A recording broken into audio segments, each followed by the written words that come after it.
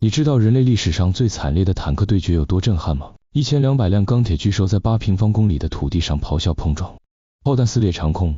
履带碾过焦土，每一秒都在书写生与死的较量。这场决定二战命运的终极摊牌，库尔斯克会战就此展开。1943年7月5日，经历斯大林格勒战役惨败的纳粹德国，急于扭转东线颓势，集结90万精锐兵力、2700辆坦克与1万门火炮，向苏联库尔斯克突出部发起蓄谋已久的前行攻势。这是德军精心策划的堡垒计划，从1943年初便开始秘密筹备。他们押上了全部国防工业产能与东线残余精锐，甚至不惜推迟战役时间，只为等待虎式、豹式等新式坦克批量列装。德军高层对此寄予厚望。曼施坦因元帅主张通过快速穿插围歼苏军主力，而古德里安则担忧新式坦克的可靠性与后勤补给。这场内部争议为战役失败埋下伏笔。这些新式坦克凭借厚重装甲与精准火力首次大规模参战，妄图通过2翼包抄的经典闪电战战术，一举击溃苏军，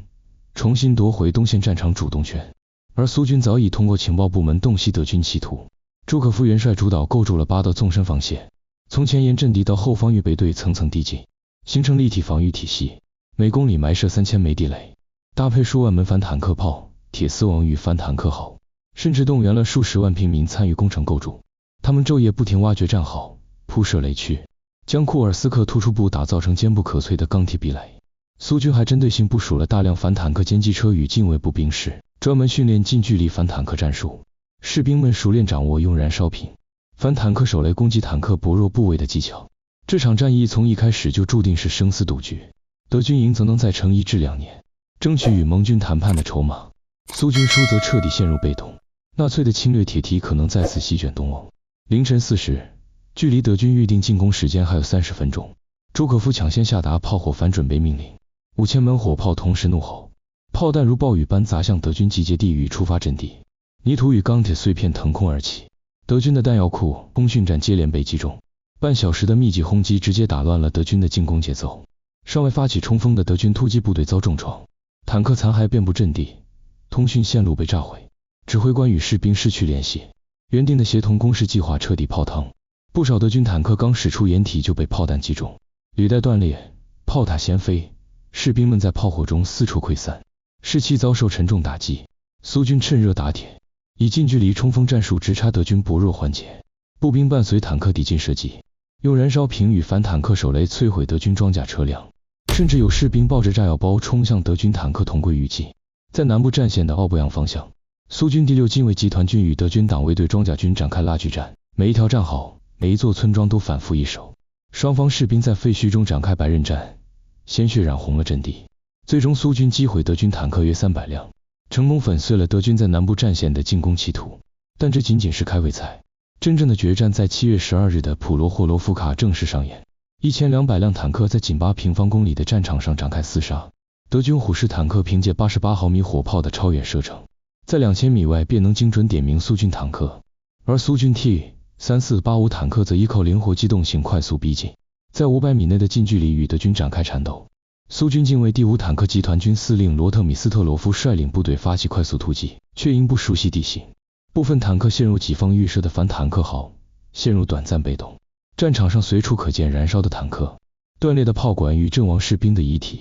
焦土被鲜血浸透，空气中弥漫着硝烟与燃油的刺鼻气味。德军坦克手虽战术精湛，但新式豹式坦克故障率极高，不少车辆因机械故障中途抛锚，无法及时支援前线。苏军则凭借坦克数量优势，采取群狼战术，多辆坦克同时围攻一辆德军坦克，即便付出巨大伤亡也绝不退缩。即便如此，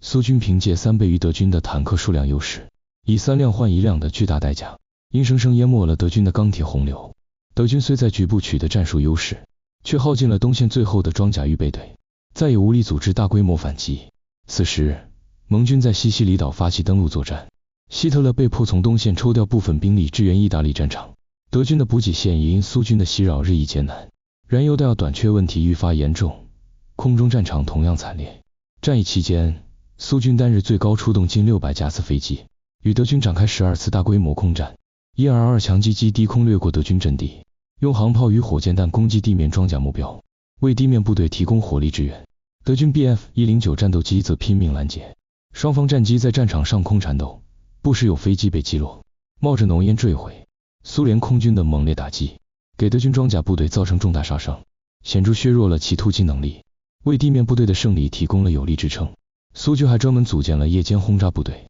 持续袭击德军后勤基地，让德军日夜不得安宁。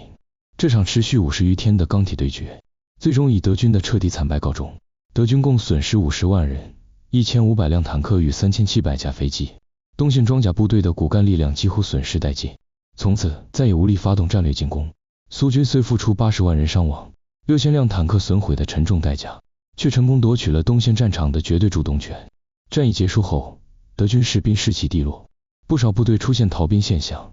而苏军则乘胜追击，一路收复失地。普罗霍罗夫卡战役的失败，直接导致德军堡垒计划破产。苏军于7月12日当天发起战略反攻，8月成功收复哈尔科夫，标志着东线战场主动权永久易手。此后，苏军一路向西推进，牢牢掌握战略进攻权，相继发动白俄罗斯战役、维斯瓦和奥德河战役，通过10次斯大林突击，彻底将德军赶出苏联领土，直至1945年攻克柏林，将纳粹德国送入历史坟墓。